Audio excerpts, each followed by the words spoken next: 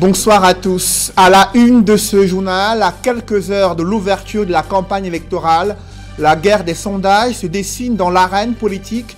Des partisans des candidats à l'élection présidentielle brandissent chacun la victoire de leurs champions respectifs sur la base des enquêtes menées auprès des Camerounais. Mais au regard de l'échantillonnage et des méthodes d'enquête, la sincérité des sondages est remise en cause par des experts. Vous les écouterez en ouverture de ce journal. À la veille de cette élection présidentielle, le gouvernement ressuscite encore des projets d'envergure. 6 ans après son annonce, l'usine d'assemblage des voitures a enfin un site dans la zone industrielle de Bonabéry. Qu'est-ce qui explique ces multiples retards observés dans la mise en œuvre de ce projet d'investissement? Élément de réponse dans ce journal.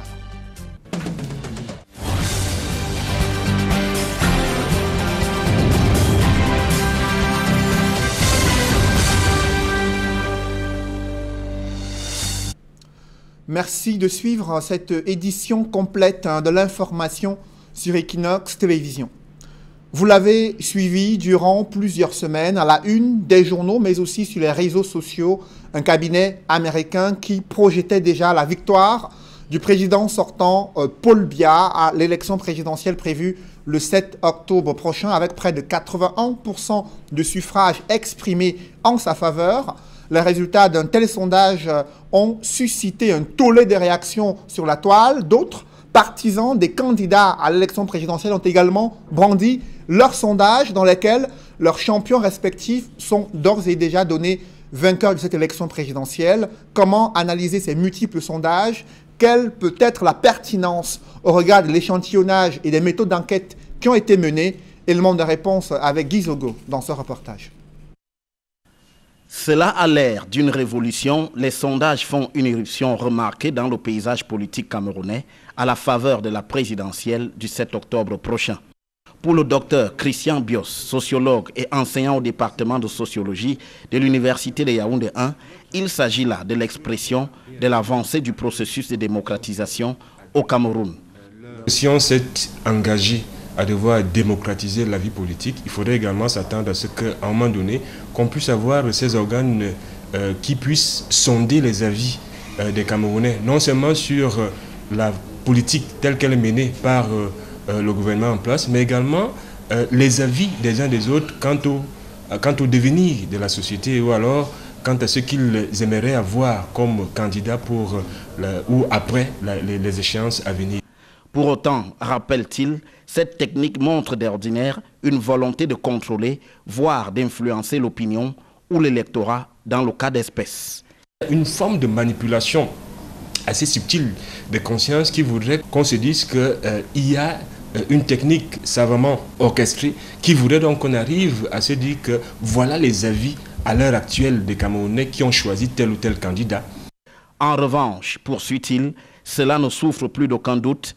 Désormais, les sondages vont s'enraciner dans l'espace politique camerounais. Il faudrait de plus en plus s'attendre à cela dans la perspective de montrer qu'on est dans une phase suffisamment avancée d'une démocratisation des institutions camerounaises, mais également montrer que derrière cela, qu'on y croit ou pas, qu'il puisse avoir davantage une manipulation consciente ou non de l'électorat. Mais reste encore, ajoute-t-il, la question de leur crédibilité, tant cet exercice peut laisser voir qu'on y est souvent loin de la neutralité. Quelle crédibilité? En fait, c'est tout cela l'enjeu. L'enjeu pourquoi? Parce que même dans les sociétés développées, on s'est rendu compte que les sondages ne disent toujours pas le résultat final des votes. La crédibilité est fonction davantage de l'institution qui organise cette action, avec une tendance à se dire de toutes les façons, il n'y a rien de neutre derrière un sondage. Pour sûr, les sondages vont dorénavant meubler le champ politique camerounais. Quant à ce qui est de leurs objectifs et surtout de leurs résultats, c'est une autre histoire dont l'unanimité est exclue. Dès tout dit 2018, un réseau de femmes militantes pour la paix s'est entretenu avec des représentants des candidats à l'élection présidentielle. Objectif, prôner la paix et la sécurité durant la campagne électorale, le jour du scrutin présidentiel et l'après-élection. L'objectif est d'éviter la montée des violences durant ces moments décisifs pour l'histoire du Cameroun. Des précisions avec Farel Bounia et Gladys Sidi. Plateforme pour la prévention des violences électorales. Elle a pour but de prôner la non-violence et la retenue avant, pendant et après l'élection présidentielle du 7 octobre. Nous avons formé les observatrices de violences électorales. Nous avons formé 171 qui sont déjà sur le terrain et en termes de contribuer, de renforcer notre action de sensibilisation en faveur de la paix. Par rapport au jour proprement des élections, les 171 électrices et électeurs seront déployés sur le terrain et la mission sera la mission de veille et d'alerte. Comment c'est que le déficit de satisfaction des besoins et préoccupations est cause de conflit?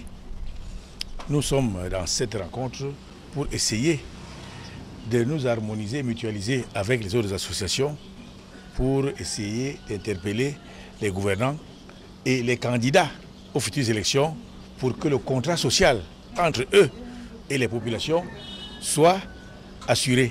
Le travail de sensibilisation se fait en synergie avec les candidats à cette élection. Si certains ont toujours des appréhensions concernant le processus électoral, ils invitent cependant les électeurs au respect du verdict des urnes et le gouvernement ainsi que l'organe en charge de ces élections à penser au bien collectif. Nous allons à des élections où tout le monde n'est pas d'accord sur le processus, mais en y allant, ça veut dire que nous allons supporter ce processus, nous allons avoir probablement des résultats et nous n'allons pas faire la guerre. Les Camerounais, au jour d'aujourd'hui, n'ont pas besoin de guerre, veulent vivre dans la paix. Nous interpellons ceux qui nous dirigent aussi pour qu'ils évitent qu'il y ait des frottements afin que les choses se déroulent bien parce que ce n'est pas une seule partie qui prend en main la paix, c'est tout le monde qui s'engage dans la paix. On ne peut pas vouloir diriger un pays qui n'est pas en paix, un pays qui est en guerre. Un pays qui est en guerre crée l'instabilité pour ses propres citoyens, empêche les investisseurs de venir au Cameroun, nuit au développement. Donc nous sommes partie prenante pour toutes les initiatives, toutes les activités qui mènent à la paix. Les ONG et la société civile ont profité de la Journée internationale de la paix pour dévoiler les stratégies qu'elles comptent déployer pour sauvegarder les votes des uns et des autres et par là même garantir la paix. Ça veut dire à chaque fois qu'il y a quelque chose qui se montre, qui se présente sur le terrain en termes d'éléments conflictogènes qui peuvent menacer la paix et la stabilité, et les observateurs et observatrices vont remonter simplement parce qu'il y aura une salle physique. Nous aurons ce qu'on appelle un police desk. À chaque fois, s'il y a une question peut-être de sécurité ou de menace urgente, nous allons saisir l'autorité de la police compétente. En cette veille d'élection présidentielle, la société civile entend contribuer à la tenue d'élections apaisées sur l'ensemble du territoire national. Je précise que la majorité des candidats à l'élection présidentielle lancent leur campagne électorale dans la région du littoral. Maurice Kamto démarre en fanfare samedi à Bonabéry. Ensuite, il met le cap à l'esplanade du collège Saint-Michel à Douala. Joshua aussi, lui, lance une caravane dès samedi aussi qui va de Deido jusque dans le Mungo. Et ce département sera également le théâtre de plusieurs meetings, celui de Serge Espoir Matomba et Franklin Difford. Pendant ce temps, Akerimona lance une convention qui se tient à Yaoundé et qui vise à présenter son programme politique, économique et culturel. Et dimanche, Cabral Libi, lui, entre en scène au stade Sikam du côté de Douala. Le sous-préfet de Douala 5e a finalement cédé sous la pression des partisans de Cabral Libi après avoir interdit ce meeting. Il est revenu sur sa décision, évoquant que c'est un jour de campagne électorale et que désormais l'équipe de Cabral Libi et le directeur du stade doivent s'entendre pour que ce meeting se tienne dimanche 23 septembre 2018 au stade Sikam dans le 5e arrondissement de Douala. Et concernant le candidat Paul Biya, jusqu'ici, aucune nouvelle. Seules des activités des différents responsables politiques du RDPC sont annoncées à travers le triangle national. Dans le reste de l'actualité, à la veille de cette élection présidentielle, je vous le disais en titre, le gouvernement ressuscite des projets d'envergure. 6 ans après son annonce, une usine d'assemblage de voitures a enfin trouvé son site du côté de la zone industrielle de Bonabéry et les premiers véhicules vont rouler au Cameroun d'ici 2020. Des précisions avec Jean-Paul Chouniat dans ce reportage. Après de longues années d'attente, le projet de construction de l'usine de fabrication de véhicules Made in Cameroun entre dans sa phase concrète avec la signature d'une convention de cession de 27 hectares de terre entre la mission d'aménagement et de gestion des zones industrielles et la Cameroun Automobile Industry Company. Dans la zone industrielle de Douala-Bonabéry, le ministre des Mines, de l'Industrie et du Développement technologique pose la première pierre de cette usine d'assemblage-montage des camions et véhicules légers. Notre souhait maintenant, c'est que l'entreprise passe seulement à l'action. Avec objectif de produire des véhicules accessibles aux Camerounais moyens, les berlines sorties de la future usine devraient coûter entre 4 et 5 millions de francs CFA. This is for the platform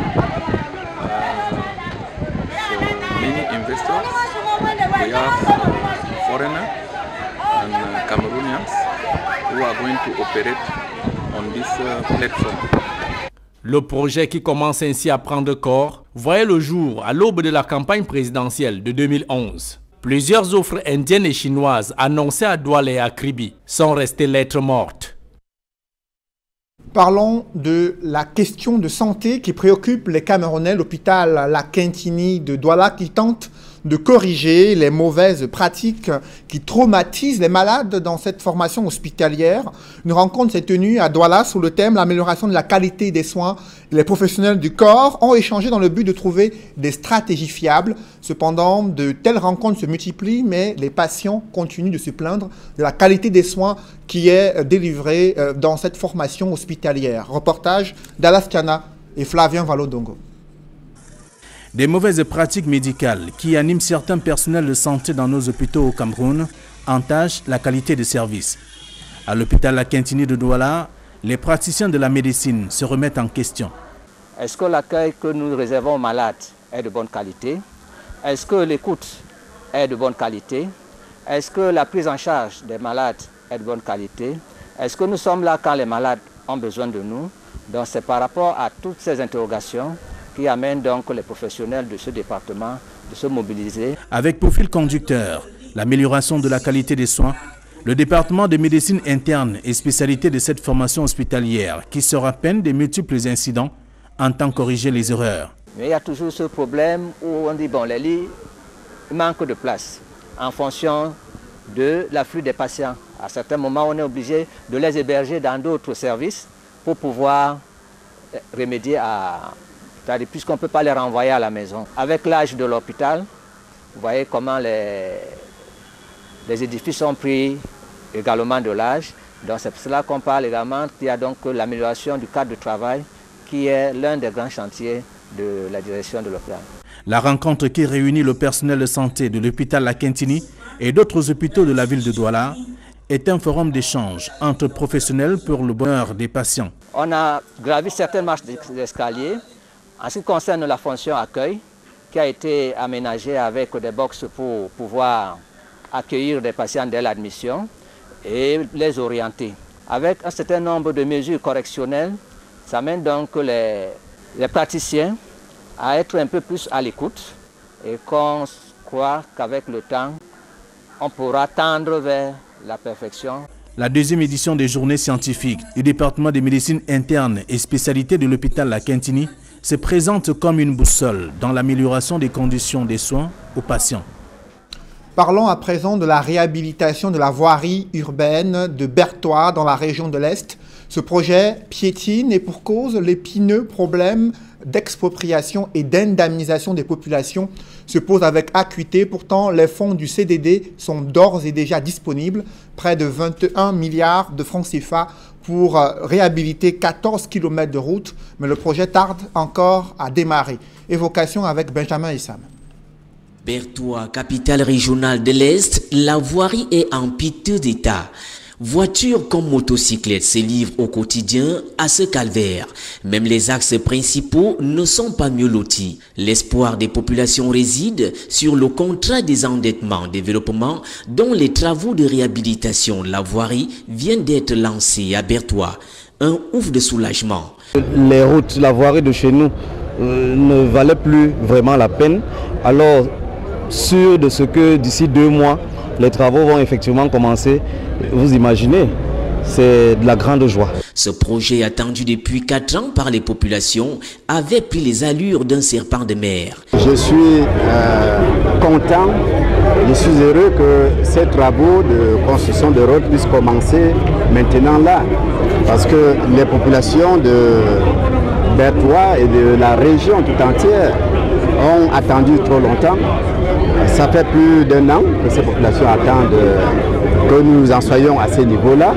Et donc, maintenant que nous sommes sûrs que nous allons commencer, nous sommes satisfaits. Les travaux de voirie prévus pour démarrer dans 2 mois ont une enveloppe de 8 milliards sur un linéaire total de 14 km.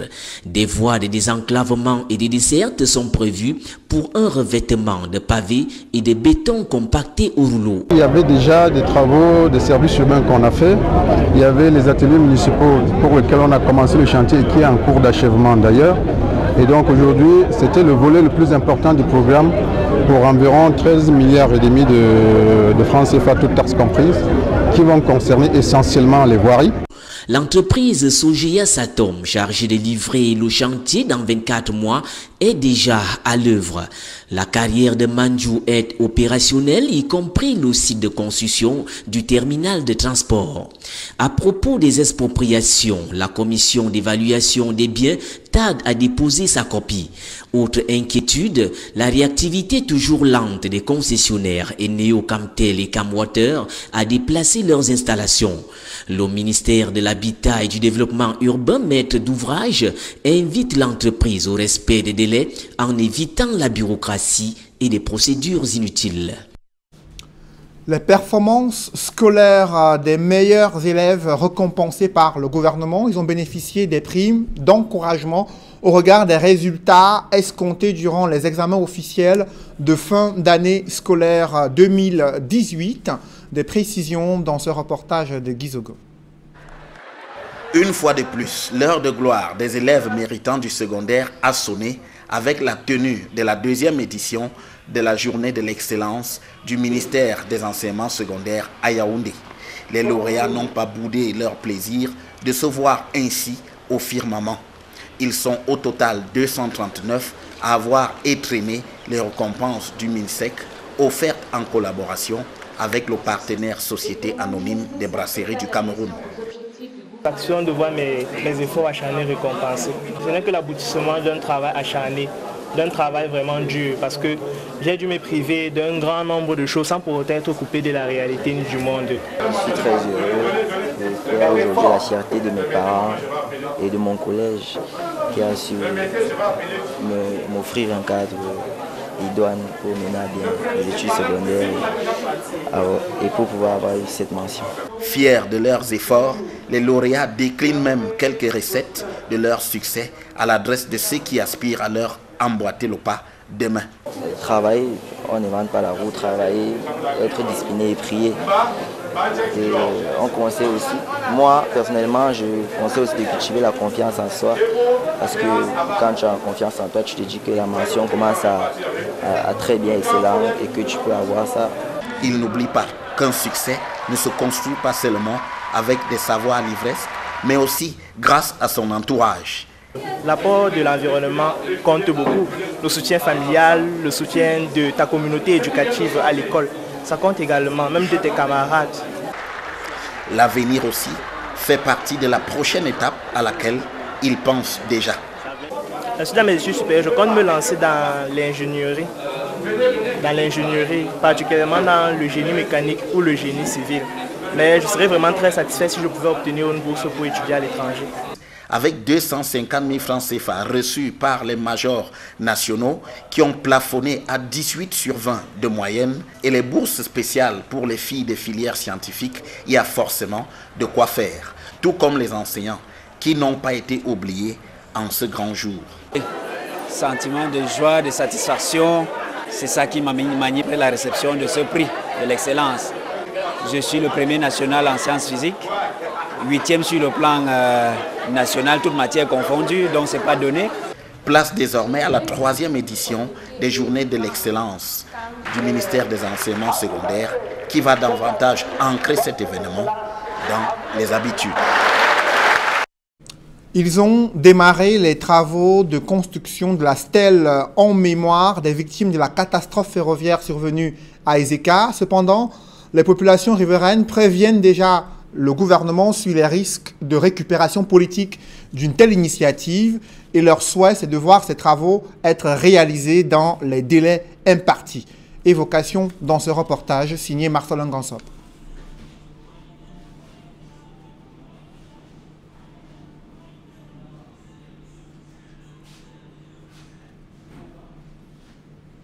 Je vous parlais donc de ce reportage concernant la stèle qui doit être construite à Ezeka en mémoire des victimes de la catastrophe ferroviaire d'Ezeka, les travaux de construction qui ont d'ores et déjà démarré et les populations qui préviennent les pouvoirs publics sur les risques de récupération politique d'une telle initiative, mais aussi ils évoquent leur souci de voir ces travaux être achevés dans les délais impartis. Reportage, Marcelin Gansop. Nous y reviendrons au cours de nos prochaines éditions. Et enfin, cet exercice militaire qui s'est déroulé à la base aérienne à Douala avec la contribution de l'Union africaine, mais aussi des experts de l'armée chinoise venus accompagner les Camerounais et d'autres forces africaines dans le cadre des simulations visant à apprécier l'opérationnalisation de la base logistique de la force africaine en attente installée du côté de Douala. Et durant ces 4 jours d'exercice, les Camerounais ont pu également améliorer leur capacité de réactivité sur le terrain. À ce sujet, je vous propose d'écouter le général Sali qui revient sur ces différents jours d'exercices militaires qui se sont déroulés sous l'égide de l'Union africaine. Au regard des comptes rendus qui m'ont régulièrement été faits sur cet important exercice dont j'ai continuellement suivi le déroulement, je déduis que les objectifs visés ont été atteints. En effet, Indak Africa One, qui est arrivé à son terme aujourd'hui, aura effectivement permis d'évaluer les procédures et les différentes interactions liées au soutien des missions de paix de l'Union africaine. Monsieur le général de division, directeur de l'exercice, mesdames et messieurs les participants, vos recommandations à l'issue de cet exercice, j'en suis persuadé, permettront de consolider le concept global de soutien des engagements de la force africaine en attente et par là des missions de soutien à la paix de l'Union africaine. En outre, j'espère que nous avons su capitaliser Indak Africa One comme occasion de nouer ou de consolider des relations amicales et fraternelles, lesquelles ne manqueront pas de faciliter la résolution des problèmes qui seront souvent d'ordre national, international ou continental. Je voudrais saisir la présente occasion pour réitérer l'engagement du Cameroun à soutenir les initiatives de l'Union africaine pour la paix internationale et la sécurité collective sur le continent. Mesdames, Messieurs, c'est la fin de ce journal. Merci de l'avoir suivi. Juste après cette édition de 20 h, retrouvez Serge Alain Otto et ses invités pour le débrief du journal sur le plateau d'Equinox Soir. Serge Alain. Voilà, Cédric Nouffelé, en cette veille du 22 septembre, la guerre des sondages fait rage. Vous l'avez dit, plusieurs partisans des candidats à l'élection présidentielle ont brandi sur les réseaux sociaux, mais aussi publié dans les journaux des sondages qui donnent vainqueurs leur champion sur la base des enquêtes menées auprès des populations, mais des experts évoquent une volonté latente de manipuler l'opinion publique, mais aussi un processus de démocratisation qui vise à brandir et à présenter la force politique des différents candidats à cette élection présidentielle. 22 septembre, début de la campagne électorale présidentielle. 6 candidats ont dévoilé leur début de campagne, mais 3 manquent à l'appel. Paul Biya, Adamou Damjoya et Gaga Manadi. Il faut préciser que le président sortant, candidat à sa propre succession, est plus présent sur les réseaux sociaux. On a vu la création d'un site web pour la campagne du chef de l'État, président sortant, également sa présence aussi sur les réseaux sociaux Twitter. Mais jusqu'ici, des meetings ont été annoncés Pour la journée de samedi, nulle part il n'est signalé la première sortie de Paul Biya, candidat du RDPC à l'élection présidentielle. Ndam Dioya, de son côté, l'UDC reste aussi très silencieuse sur la première sortie de son candidat à l'élection présidentielle. Il en est de même de Garga Amanadi qui n'a pas encore dévoilé, du moins officiellement, sa stratégie de campagne électorale. Voilà, guerre des sondages et lancement de la campagne électorale, c'est l'essentiel du débrief. Bonne soirée à vous, Cédric. Bonne soirée à vous, Serge Alain. Voilà, madame, monsieur, dans un instant, le débrief toujours en compagnie des experts.